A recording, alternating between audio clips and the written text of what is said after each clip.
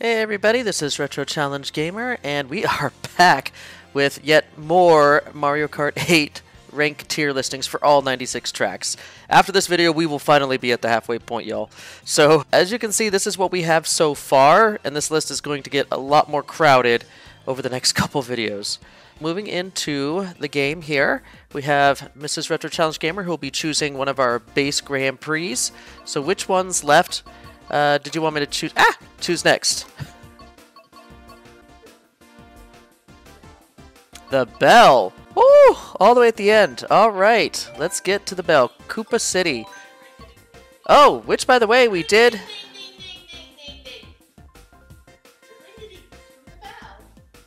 Wow. Okay, we have a bell ring-a-dings, and then we have. I beat Rui very well on this one. So we're going to watch to see how well I did on this one and discuss it. So aesthetically, Koopa City, or New Bowser City, which I think is a much better name, honestly, for this particular track, is a fantastic, futuristic, cyberpunk city, which totally fits Bowser to a T in terms of just aesthetics.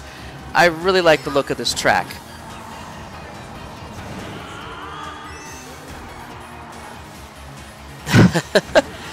So the one thing that I prefer about this track is the layout. The layout is fantastic. It's very difficult. It makes sense for one of the last cups in the DLC pack for the original base game. So, like here, right here, this hairpin turn is abysmal if you're not prepared for it. Even on the 150cc course, cup class. On 200, you just go flying out the other side like nobody's business. It's not even funny.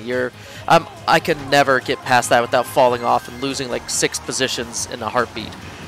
But outside of those positives, there's really not much gimmicks to it. And playing it competitively is honestly not that fun because I'm always in last place. I'm not saying that I should win all the time, but it feels like I'm having more bad luck than not whenever I play this particular track. More often than not, I'm getting hit by shells, lightning bolts, Yeah, it's very brutal, and it's for some reason this track's got something out for me, you know, in a negative way. But visually, it's stunning, and I love the fact that you're like just going in the rain and stuff, which I think affects your handling, your grip, or whatever onto the track. So it makes it a little bit more loose on the turns. So that's a little bit more of a dynamic handicap you have to figure out as you're transitioning from dry to wet to dry, because it looks like there are some areas which are dry as you go in the tunnels.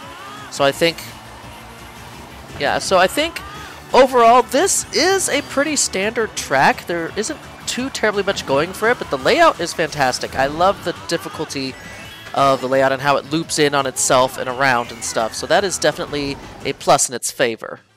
So heading into the rankings here, I gotta find it first. Oh, there it is. Okay, I am torn. I don't know if I don't think it's a very good track because it's pretty plain, but it also is a very fun track too. So I kind of want to put it on either side of Royal Raceway, but I don't know which side I want to put it on. I don't think it's as fun as Merry Mountain, because I really do appreciate that one a lot. And I think I have more fun on Royal Raceway than I do Neo Bowser City. So yeah, I think we're going to put it right there between Royal Raceway and Cheeseland. I think that seems to be a good spot for it. So it's an average track, but it's on the high end of average. I don't mind playing on it. It's just not one of my favorites. So I think we'll leave it at that. So moving on, Ribbon Road, which, oh, I beat again. Man, I am just like acing some of these time trials. This is great. And what is this? Oh, let's go back real quick, y'all. 3DS, and where's 3DS? 4. So now we're down to 3 of them, and then GBA. Oh, this is a GBA track, really? Oh, so that means this was a fantastically limited track because it was on a Game Boy Advance, and they just rebuilt it from the ground up to be this most amazing track. Because I think I've seen early videos of what Ribbon Road used to be like, and it's just like very flat, very boring, actually. And they turned it into something like a child's playroom with crazy height dynamics, hills, and an actual ribbon which you can trick off of and stuff. So this is... I really like this track. Just like Neo Bowser City, it's got a fantastic layout which loops in around itself, and you can jump over part of the track and everything. And it really has difficult and challenging turns. And then you get to the ribbon here. This is kind of the whole reason why this is called Ribbon Road, is this section right here.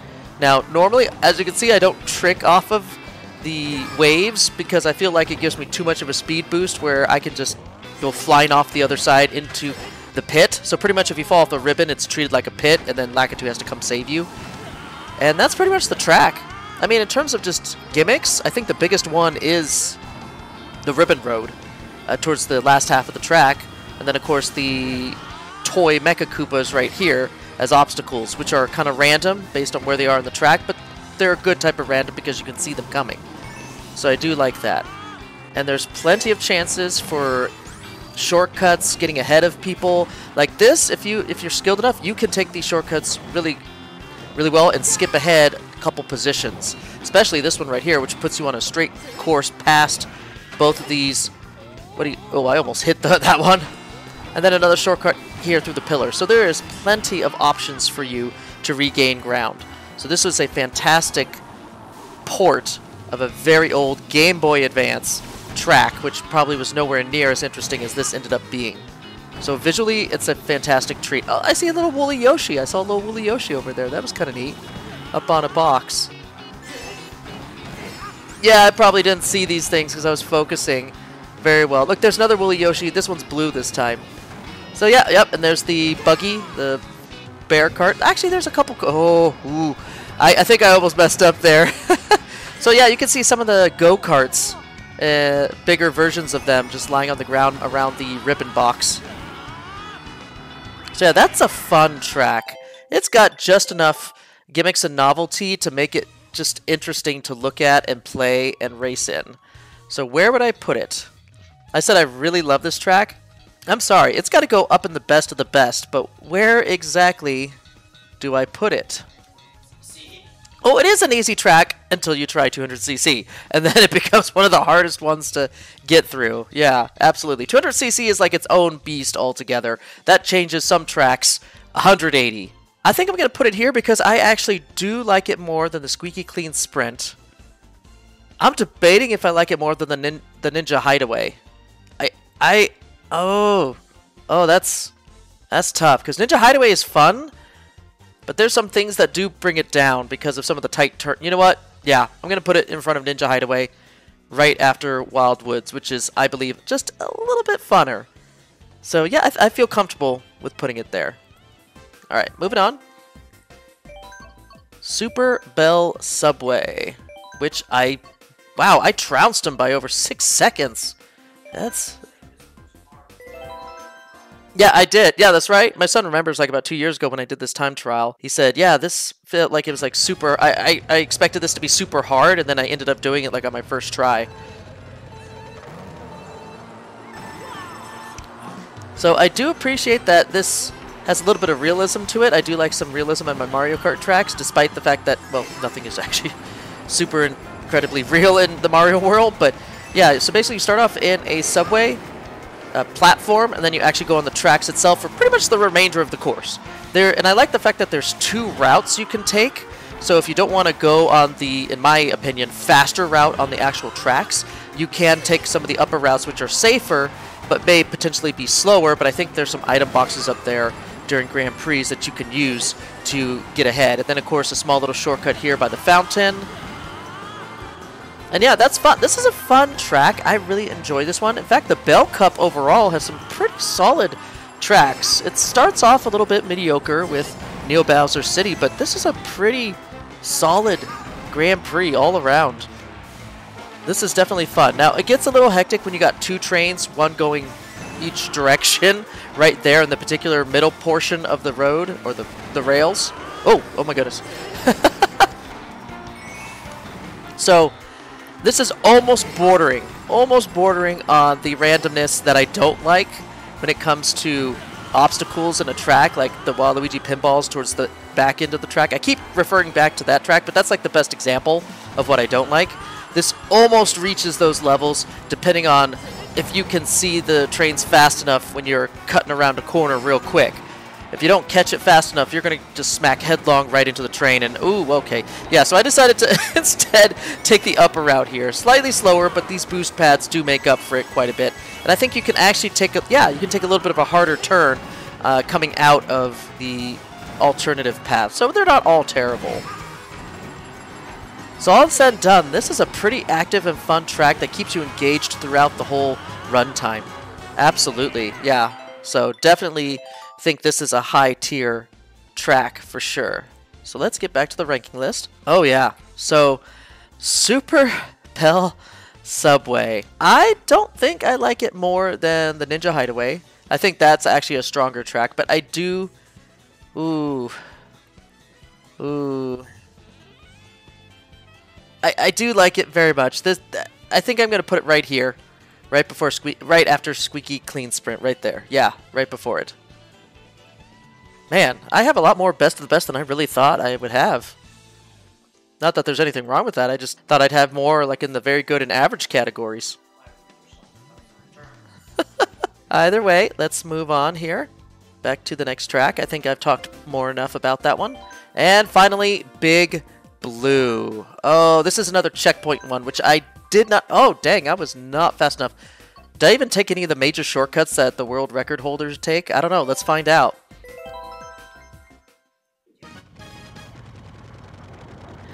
So this is another checkpoint track, which, as I mentioned earlier, I do love these sorts of tracks. I find them incredibly unique. It's like, this was like a World Tour track before World Tour was a thing, where every single lap is something different. It never repeats itself, and you're always having new and unique challenges.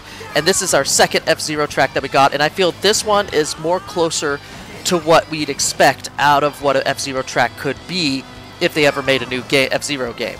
Because right now, this is the closest we're ever going to get to a fully realized, high-definition 3D F-Zero game. So I think this is the end of the first lap.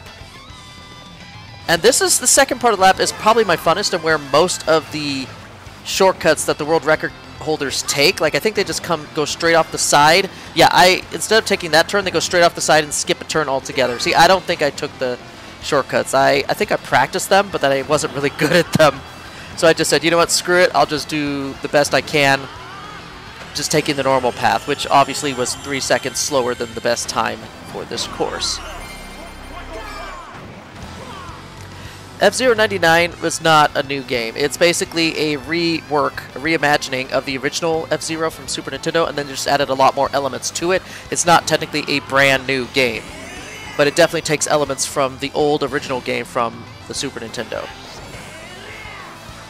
So, well, they did take every track, but they rebuilt it from the ground up to make it new. To make, like, the Ribbon Road was probably one of the biggest changes. That's how you should rebuild and remake a GBA track. So Sky Garden is not how you're supposed to do it. Ribbon Road is. And that was the track. It's very short. It's not a very long track, but it's got so much stuff going in its runtime there.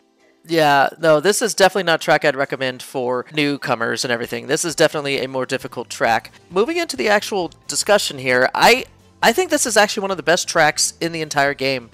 I think this deserves to dethrone Hyrule Circuit. Because not only is it short, it's quick, it's fast, it gives you that element of speed, it also keeps you engaged through all 3 laps, where there's new and unique obstacles and challenges that you have to overcome all the way to the very end.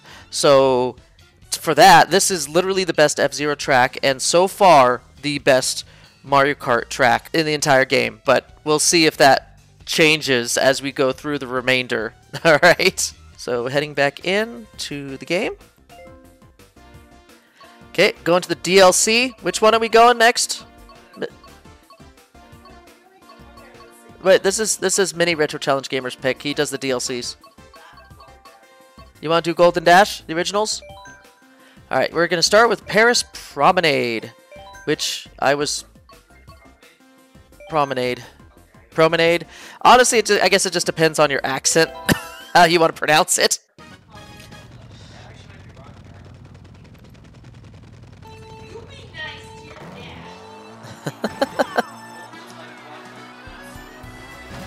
So in terms of World Tour tracks, this is actually probably the most plain one of the bunch. There's really not much going on for it. I mean, the biggest set piece is right here. This is the biggest set piece, which is the leap over the fountain, which I know it has a name. I just forgot the name, but you see the Eiffel Tower, and you can either ride straight under it or you can go around it like me right here. Either way, I do like the fact that they give you a little bit of a choice of path there, depending on if you want to get the item boxes underneath the tower or just skip it and go to possibly a faster route around it and try and use your skill to get ahead of players.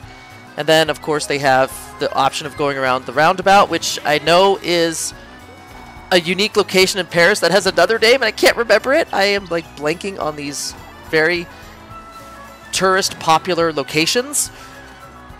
But that is neat that it keeps coming you back around. What? No, I'm not a normal tourist. I don't remember these things. And that's something there, too, that obelisk. I can't remember these names.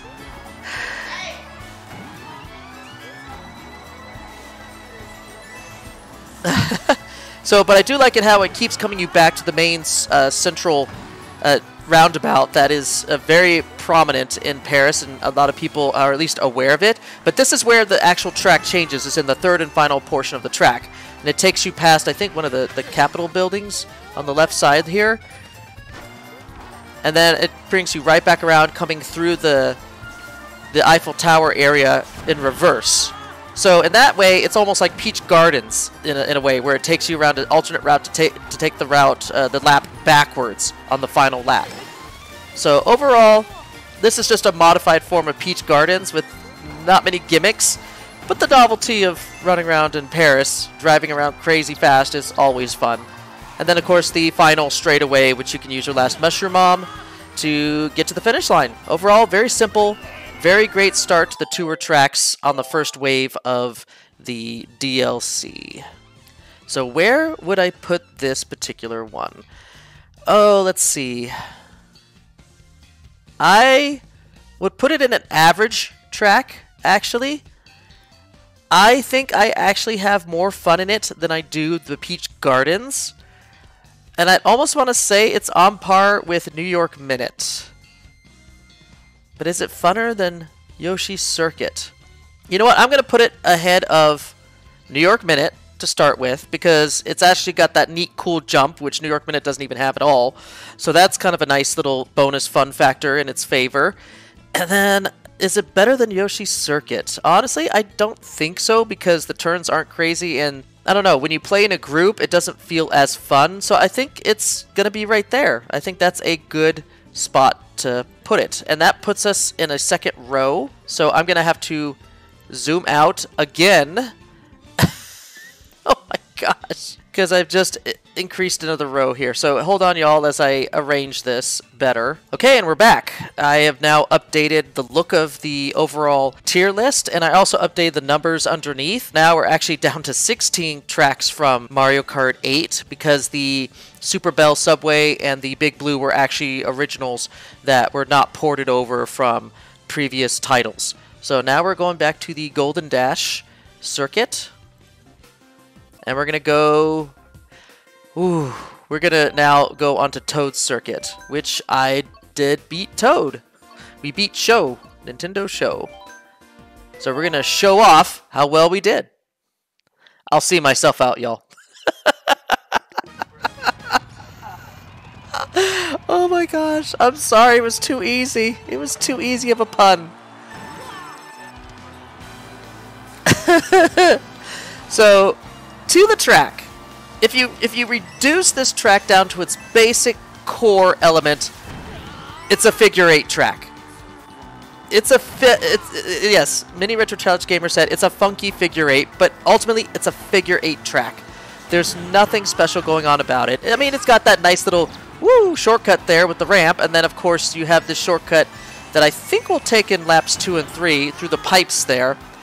So there's a couple options for you to jockey for a better position if you want to take some shortcuts. Like you can even go across the grass here for just a little bit extra of a lead. And then of course on the second and third laps, that ramp appears, and then you can start having a little bit of a gliding section. So I see how they try to make it a little bit more exciting as a track with a couple of those small additions. Do I even do it? Yes, I do. I do take the shortcut. But overall, this is a very plain track, and I think this was used as an example for all the players for what everything is wrong with the DLC. This is where they said they half-baked the entire DLC. They used this track as the example. Oh, for a beginner, absolutely. This would be a great track to learn on for a beginner. It's got wide, it's got wide turns and everything. A lot of opportunities to make up for any mistakes and stuff. But as a competitive one and one where I would have fun or something on, I don't know. Let's go to the ranking list and let's see here where I would put it. I mean, the question is do I have fun on this track? That's the question. I honestly have not played this track very often at all. So it's actually going to have to go down here, and I'd never select it.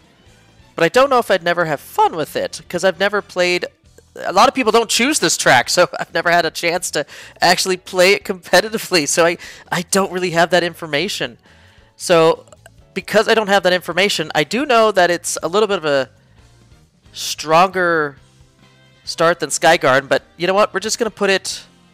We're going to put it right here. It's in the undecided category, but I'm going to put it after Skygarden for the moment. That seems like a good place to put it at the very bottom. It's not a very strong track at all, and it doesn't really do anything special with what it has.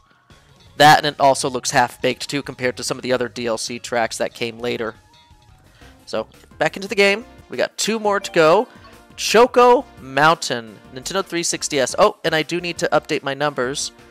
So, 3DS... We're down to 2 now, and what is this, N64? Which we're also down to 2. Oh, and I beat this one as well. I'm actually doing pretty good on some of these DLC stuff. Even though the times for some of the DLC tracks is a lot harder, because they had a lot more time to practice as Ghost Time Trials. Now, there's a big change that they made here, from my understanding, that a lot of people did not care for, which made Choco Mountain unique, and that is towards the back half of the track. So, this cave section apparently is all new, because before it was wide open to the air, and I think they did that for a particular reason, and I'll explain that as we turn back around from this big turn here with the falling rocks. So what would happen is that you would be, where the cave section is, well actually, I'm sorry, where the jump section is, there'd be no railing here. So you could potentially push someone off that rail, off the ledge there, back onto the lower track, forcing them to redo that part of the track and basically win the race, more or less. So you could sabotage people and kick them back halfway back down the track, and you're just so far ahead, there's just no way they're going to catch up with you. So they removed that, and some people said, well, there goes rid of most of the strategy of the track, and they replaced it with this jump, which, honestly, I think it's a better change. I think it makes the track more fair, and it keeps it from getting frustrating for those who are trying to do good on the track. But I do think they should have probably removed the railing, so you can knock them off into that pit, that jump pit, but instead of, you know, going back half a lap, Lakitu just picks you up and then puts you back where you dropped off. So that way you still have the element of pushing people off the edge, but now the penalty is not so harsh as it used to be. And I think that would have been a good compromise right there. But the new cave section is really nice. I like the fact that they took part of the original Choco Mountain design and changed it from the open air, like the rest of the track is, and then just made it into basically a different different environment altogether. Yeah, the only downside to this track, I think, is that there isn't many choices or options to really do shortcuts and things like that. Like, the only shortcut you saw me take was at the very end with that small little patch of dirt that you could mushroom across. But there really isn't many other sections where you can get ahead using items or skill or boosts or anything like that. So it's mainly one of those courses where it's like, there's one way to go through it, and that's the only way you're going to be able to go through it, you know? You're going to play through it the exact same way almost every single time. There's no variety, there's no options, and so as a result, I can't really rate this thing much higher. I'd have to say it's probably a pretty average track, and it's also very long, and it takes a while to get through, and I hate to say it, but I think I would enjoy New York Minute a little bit more than Choco Mountain. I do like it more than Peach Gardens because it doesn't feel slow like Peach Gardens does, but it does feel like a long track with not a lot of variety and not a lot of options to choose from on how to tackle obstacles and get around other players to get up to the first place. So at this point, you're basically just relying on items to get you down the straightaways. So it's just kind of an overall average track on the low end. I'm not too big of a fan of Choco Mountain. I do like the redesign, however. And so we're on to the last one, Coconut Mall for the Wii. What was that now? You just got coconut mauled? What is that? Ooh, I just barely... Look at that split seconds of a difference there. Oh my goodness, if you want to race against my ghost, there's my tag, RC Gaming. You can play against my ghost on Coconut Mall here. I did pretty good, apparently. So this one is probably the standout track of the first part of the first half of Wave 1. I mean, detail-wise, it isn't anything crazy good compared to some of the later tracks, but it's fun. It's actually the most complex track in the Golden Dash Cup. There's a lot of things to trick off from, really hard turns that you have to brake turn on, like that one. That one you really have to brake hard turn. And then I like this little major common area where you can trick off of so many things. And then you have a choice here. You can go on the upper path and do some gliding, or you can go on the lower path and get down to the ground a little bit faster. Now, I've seen some crazy world record holders. They take the upper path, and then they just glide literally across the entire parking lot, past those cars that we just avoided, and then land right near the starting line. I've tried to do that, and for some reason I could never pull it off. So kudos to the crazy speedrunners who can do that sort of maneuver. I just simply can't. It's an insane maneuver, and I think it's a combination of like releasing a turbo and then tricking at the same time as you get off the glide boost. And then somehow gliding at an angle, which is a skill I have not perfected in the slightest. But I do recall hearing those cars that were there that we just passed with the Shy Guys in. The original release of the Wave 1 did not have them as moving obstacles. They just kind of were stationary, so you just kind of roved around them. And a lot of people got mad because in the originals, the cars moved and they became obstacles for you as you tried to navigate around them as they were moving. So in the Wave 2 patch, or the Wave 2 tracks, they actually patched this course and they made the cars hydraulic bounce and then do wheelies. So they actually became moving obstacles again, starting with Wave 2 forward. So I do like that they went back and updated the track, although they didn't really move for us during this time trial, but they do, I promise you. I've gotten hit by them several times. So yeah, Coconut Mall, this was a fun one. I really enjoyed this one. But the thing is that it's not an average track. It is not an average track. It is definitely a very good one. But now we have to figure out how good it is. I think it comes down to basically the overall layout of the track and how fun it is to get through. There's a lot of options of twists, turns, multiple routes you can take, which I think definitely puts it above Dragon Driftway. But I don't think it's as good as the Rainbow Road from 3DS. I think that is a little bit of a stronger track, so I think I'm going to put it right there because it's definitely on the higher end of very good because it just keeps you engaged throughout most of the course.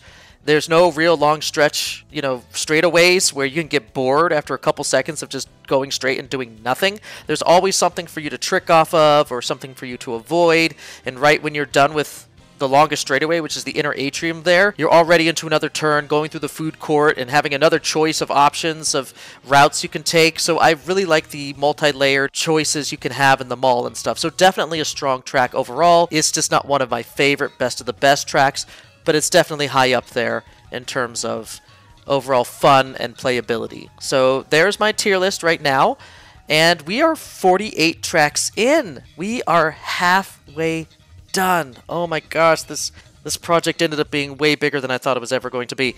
But we're halfway done. We got, what, 6 more videos left to go. So I'll see you all in the next one, everybody.